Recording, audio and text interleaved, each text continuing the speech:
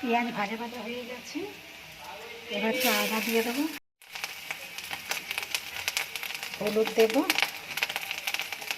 লঙ্কা দেব,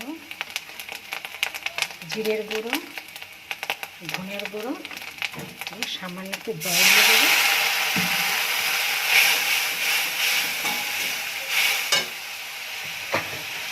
টমেটোটাও দিয়ে দিচ্ছি।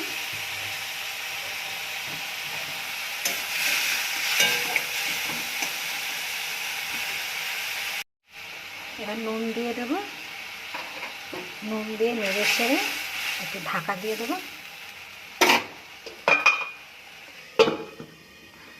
মশলা তেল ছেড়ে দিয়েছে, এবার আলু আর পটল ভেজে রেখেছিলাম এটা এখন দিয়ে দিচ্ছি।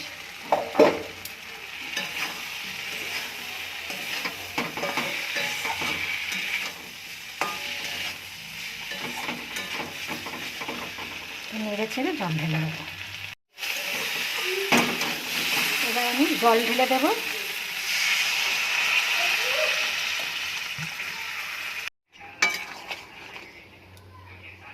আলু কপি সেদ্ধ হয়ে গেছে, এবার চিংড়িটা দিয়ে দেবো।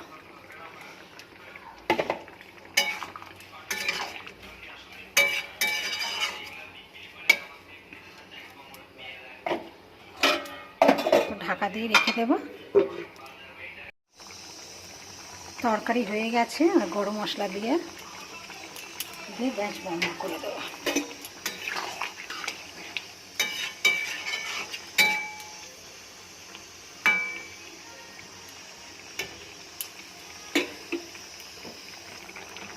ফুলকপি চিংড়ি আলুর তরকারি কমপ্লিট।